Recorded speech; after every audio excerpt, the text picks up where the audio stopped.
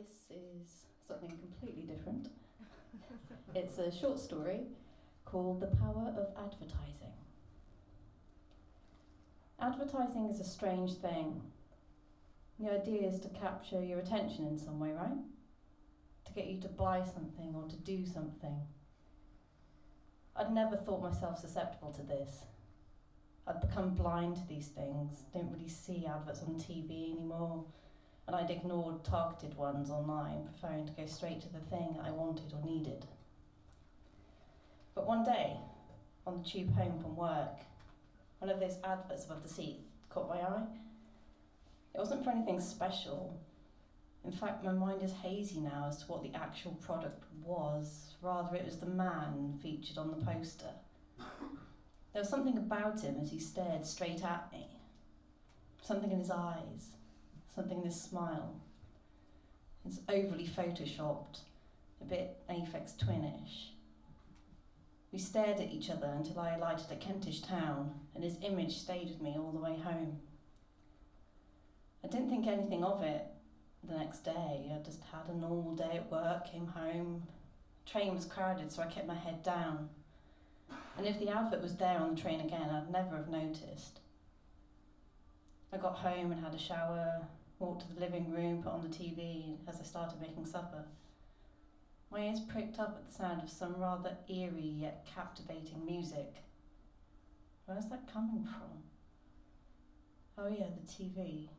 I glanced over and there he was, on my TV screen, smiling that same smile, eyes looking right at me, only this time with glorious movement. I watched. It was an advert for mouthwash. I tried to remember if that's what the tube poster was as well. The advert ended and the screen froze for a second, as the last advert tends to before resuming the show. Well, I knew what I would be doing tomorrow's lunch break. I'd be looking for that mouthwash. Once my purchase had been secured, I'd hurried home to try it.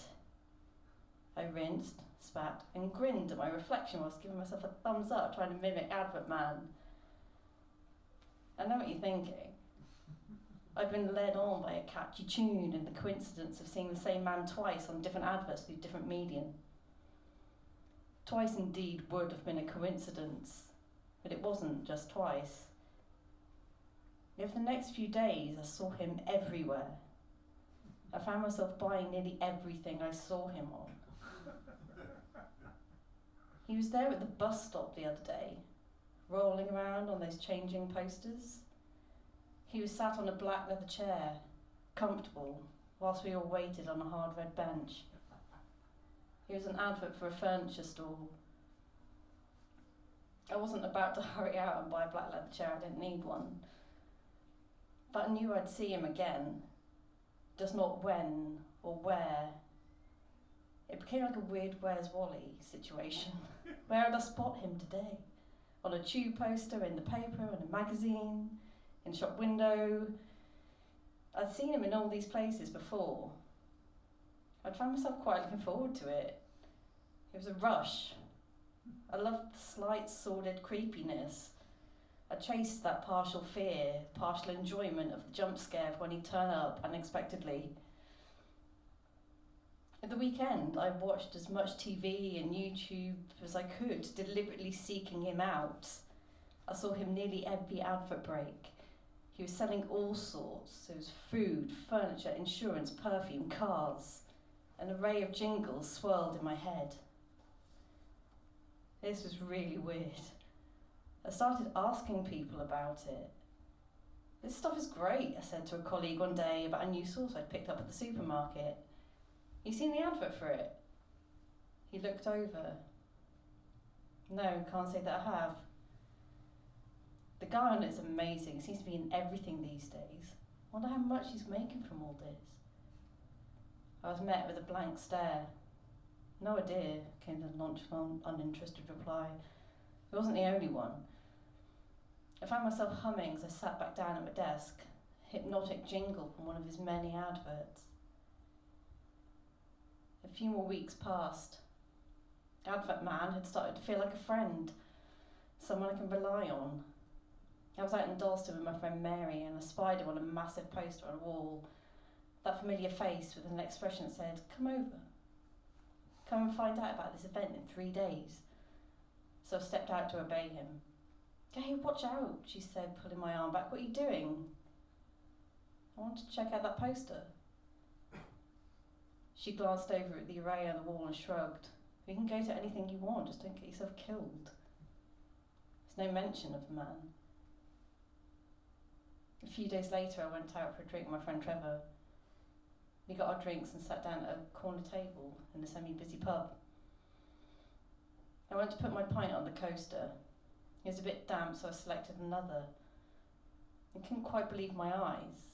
This man's face was on the side, cheerfully holding a pint as if to say, "Cheers, great to see you." "This is him," I say to Trevor, waving the coaster in his face. "The man from the adverts? The one I keep mentioning? You recognise him now?"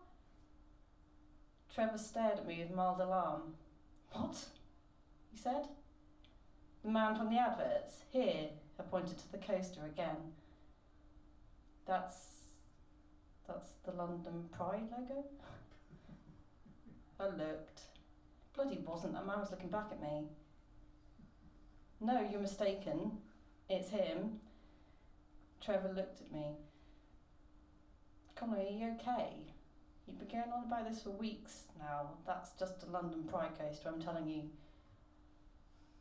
I admit I felt a little panicked at this point. No one at all seemed to know what I was talking about. I got up and went to the bar. "Excuse me," I said to the barman, "can you tell me what's on this coaster?" He looked at me, confused, then looked at the coaster. "The London Pride logo," he said, patting the tap as if to emphasise his point. I looked down, turned the coaster over and over. There's no logo in sight. Was I mad?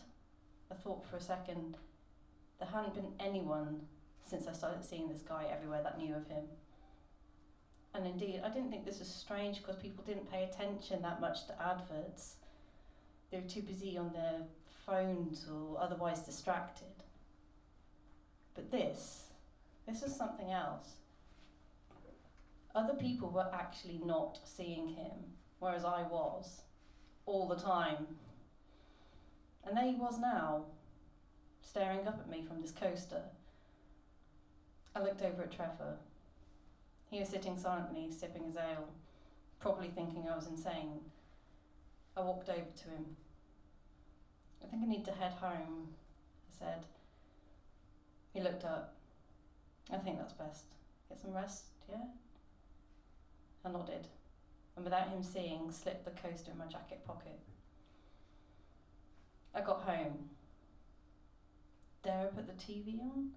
He'd be there, I know it. It didn't matter if it was BBC, I knew he'd turn up in an ident, or if I'd find myself flipping through the channels and then bam! Hell, he'd probably end up the new test cut girl if I fell asleep on the sofa and woke in the early hours with the TV still on. I started to wonder if he was the friendly face I'd become used to at all. I pulled the coaster out of my coat, and it was just a slightly damp image of the London Pride logo.